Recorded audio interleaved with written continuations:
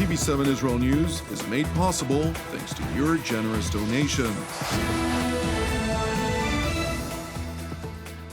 Shalom, good evening. This is TV7 Israel News, broadcast to you from Jerusalem. And in today's top stories, an unidentified aircraft strikes Damascus, killing at least 2 in an attack which Syria attributes to Israel. Prime Minister Benjamin Netanyahu asserts that irrespective of international pressures, Jerusalem will remain steadfast in accomplishing its war objectives. The United States vetoes the Algerian UN draft resolution, while openly suggesting that some council members did not actually want a resolution for a Gaza ceasefire to pass.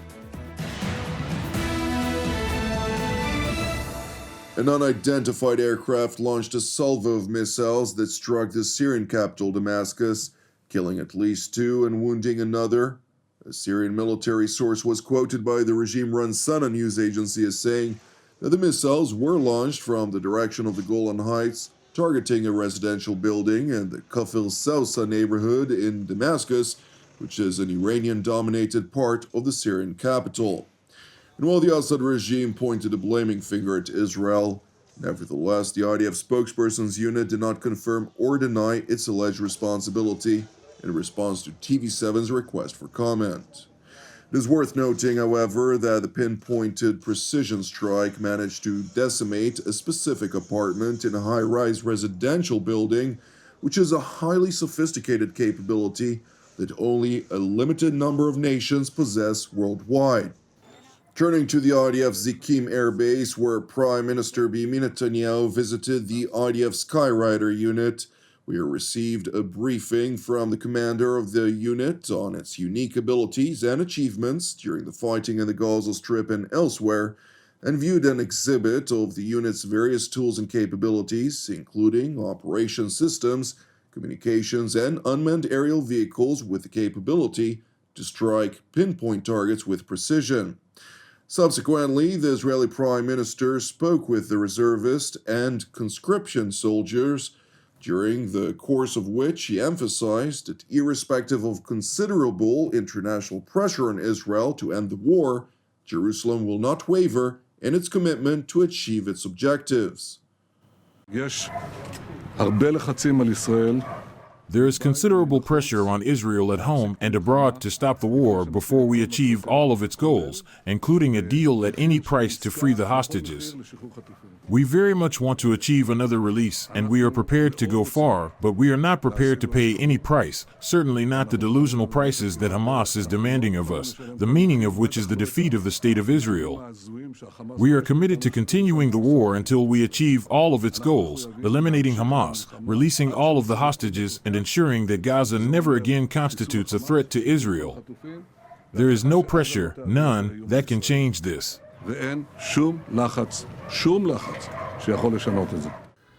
Israeli Prime Minister made these remarks after the UN Security Council voted on an Algerian-sponsored draft resolution calling for an immediate ceasefire in Gaza, and while 13 members of the Security Council, including Russia, China, France, South Korea, Slovenia, Japan, and Switzerland, among others, voted in favor of the resolution, the United Kingdom abstained, while the United States, which holds veto power as one of the 5 permanent members of the Council, voted against the resolution.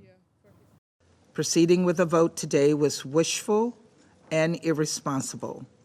And so while we cannot support a resolution that would put sensitive negotiations in jeopardy, we look forward to engaging on a text that we believe will address so many of the concerns we all share, a text that can and should be adopted by the Council, so that we can have a temporary ceasefire as soon as practicable, based on the formula of all hostages being released.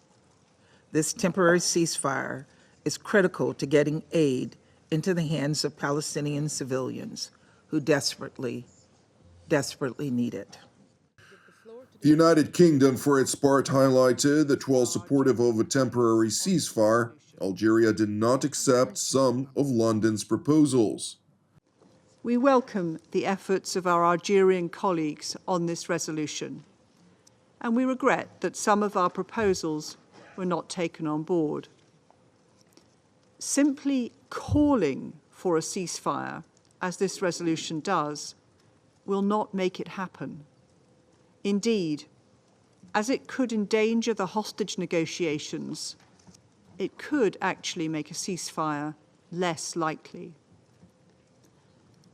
The way to stop the fighting and potentially stop it from restarting is to begin with a pause to get hostages out and aid in. That is what we are calling for.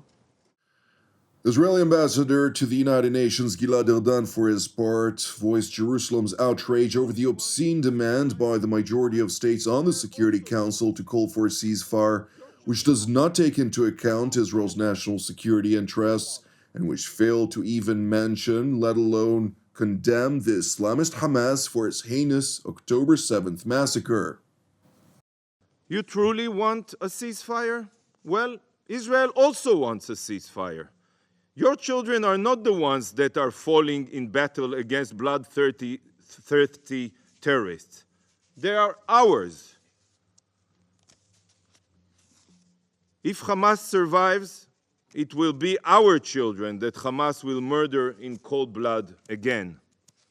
Israel seeks a ceasefire, but there is only one formula that we are willing to accept. All of our hostages must be released, and Hamas must turn themselves in. Colleagues, the Algerian resolution not only empowers jihadists by calling for a ceasefire, it also fails, again, to condemn Hamas for their heinous crimes. Meanwhile, in response to the U.S. decision to veto the resolution, Palestinian Authority observer to the UN, Ambassador Riyad Mansour, utilized a public stage to deplore Washington and pledged to persist in the Palestinian effort to push for a ceasefire, including as part of an emergency Security Council session. The resumed emergency session is one serious option. We will decide when to do it, and even if the same language or different language. And also, we are contemplating also the possibility of seeing the representative that casted the veto to address and to defend itself before the General Assembly, which is an automatic thing that could take place within 10 days. All these options are available to us. We will continue meeting as an Arab group and other friends, and we will discuss all these options, and we will decide on the step that we will begin with, but we will not relent until we succeed in having a ceasefire. Meanwhile, U.S. Ambassador Thomas Greenfield responded to the reason to Washington's decision to veto the Algerian draft resolution and stressed that the alternative U.S. proposed draft resolution, which TV7 reported on yesterday, would have realized a most constructive path forward at a time when negotiations for a tangible ceasefire are taking place behind the scenes. Good afternoon, everyone. You just heard me make the case for a resolution that I believe all of us can agree to. In fact, the points in the proposed resolution have all been articulated by the other 14 members of this council. These were not just U.S. ideas. They were all of our ideas that I have heard nearly every member of this council discuss both privately and publicly. Ideas that would not put sensitive negotiations in jeopardy, that could lay the foundation for sustainable peace. And yet, we were forced into a vote that did not reflect that consensus. You might ask why, and I'll leave that to you to opine on. Perhaps some on the council did not actually want a resolution to pass. Because if they did, today's vote would not have happened. Over the last several weeks, I communicated the United States' concerns publicly and privately. We submitted numerous rounds of edits.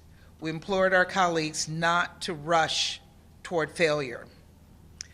And so, having put forward an alternative path, we intend to take it. The draft we presented is a forward-leaning resolution, and it is one that we intend to work on in good faith with other council members to ensure it gets over the finish line. That kind of process was disappointingly absent from negotiations on the text we just voted on. All to say, we're not giving up. We're eager to continue working with the council on this proposal, one that would see a temporary ceasefire as soon as practicable, based on the formula of all hostages being released, and one that would get aid into the hands of those Palestinians who so desperately need it. All told, we intend to do this the right way so that we can create the right conditions for a safer, more peaceful future. Asked further about the looming Israeli offensive into the border town of Rafah, Ambassador Thomas Greenfield re-emphasized the Biden administration's resolved objection to any such assault.